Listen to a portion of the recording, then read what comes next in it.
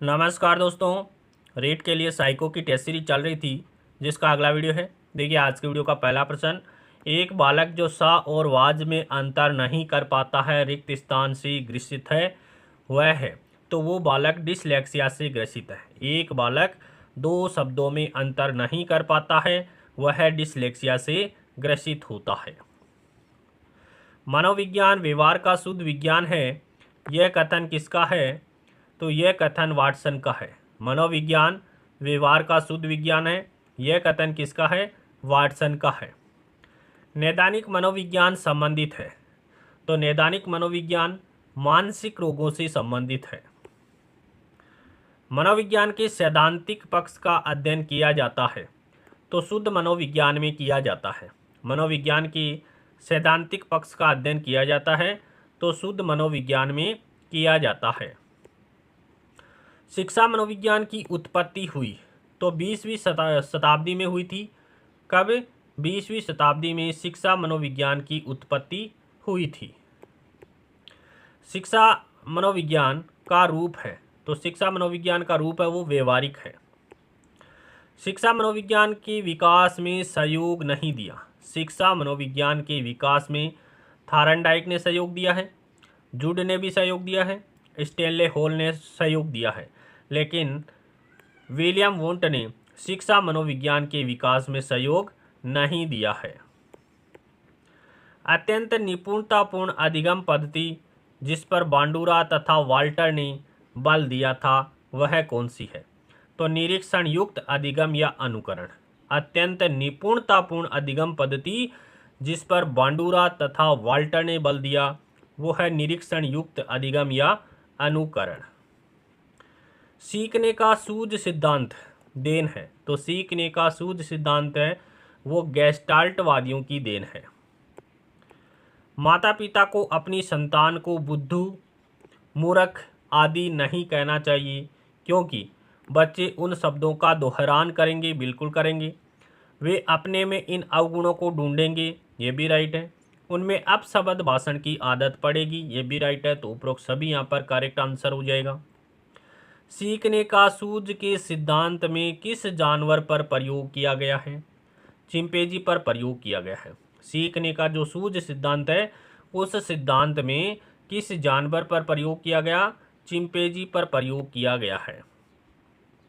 सीखने के लिए विषय का स्वरूप होना चाहिए, तो सरल से कठिन की ओर होना चाहिए।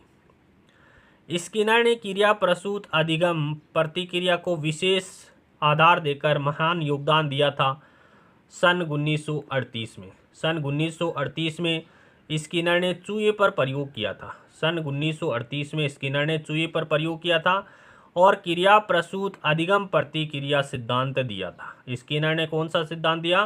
क्रिया प्रसूत सिद्धांत दिया था और 1938 में चूहे पर इसने प्रयोग किया था। अगले प्रश्न की बात कर लेते हैं कि मानसिक रूप से अस्वस्थ व्यक्ति मानसिक रूप से स्वस्थ व्यक्ति रहता है, यथार्थ की दुनिया में रहता है। मानसिक रूप से स्वस्थ व्यक्ति यथार्थ की दुनिया में रहता है।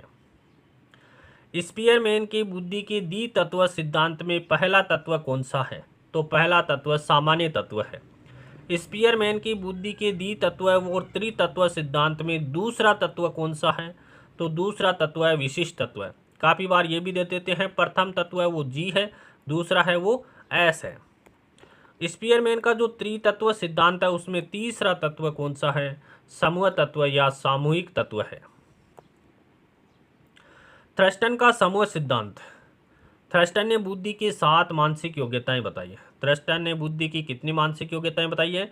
7 मानसिक योग्यताएं बताई है, जिनमें आपको ये याद रखना है 7 नाम और ये याद रखना है 7 नाम। देखिए, प्रेक्षण योग्यता, अंक योग्यता, शाब्दिक योग्यता, वाक योग्यता, स्मरण योग्यता, तार्किक योग्यता, पर्यवेक्षण योग्यता।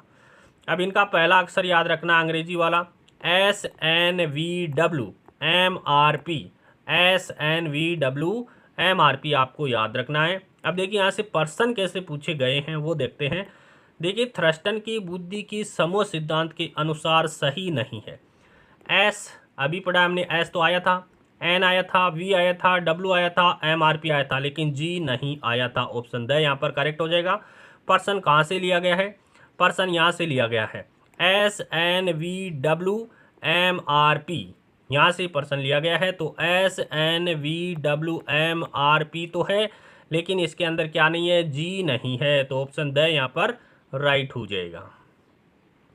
अब देखिए S plus N plus V plus W plus M plus R plus P में N का अर्थ क्या है? अब इनका हिंदी अर्थ पूछ लिया तो N का अर्थ होता है नंबर एबिलिटी, और नंबर एबिलिटी को हिंदी में कहते हैं अंक योग्यता। ध्यान में रखना है N का अर्थ क्या है?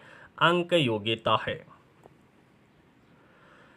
रॉबर्ट एम गेने के अनुसार निम्न में से कौन सा अधिगम का प्रकार नहीं है? रॉबर्ट गेने ने अधिगम के 8 नियम दिए थे, उनमें अंतर्दृष्टि अधिगम का नियम नहीं दिया था। अंतर्दृष्टि अधिगम का नियम कॉलर के द्वारा दिया गया है। संकेत अधिगम दिया था, प्रत्यय अधिगम दिया था, उद्दीपक अनुक्रिया अधिगम दिया था। अब देखिए रॉबर्ट एम गेने ने अधिगम के 8 नियम दिए थे, उनमें कौन कौन से हैं? देखिए पहला है संकेत अधिगम, इनका काफ़ी बार नंबर भी पूछ लिया जाता है कि तीसरा नियम कौन सा है, तो श्रृंखला अधिगम है। अंतिम नियम कौन सा है, या उच्च स्थान किसको दिया गया? समस्या समाधान को दिया गया। निम्नतम स्तर पर किसको रखा गया? संकेत अधिगम को रखा गया। तीसरे स्तर पर किसको रखा गया है? श्रृंखला अधिगम को। इस प्रकार से भी प्रश्न पूछा जा चुका है। तो आपको नंबर से ध्यान रखना है कि 1 नंबर पे संकेत अधिगम या निम्न स्तर पर कौन सा है? संकेत अधिगम है। उद्दीपक अनुक्रिया अधिगम, श्रृंखला अधिगम, शाब्दिक साहचर्य अधिगम, विभेदात्मक अधिगम, समप्रत्यय या प्रत्यय अधिगम, सिद्धांत अधिगम, और लास्ट और उच्च स्तर है वो समस्या समाधान अधिगम है।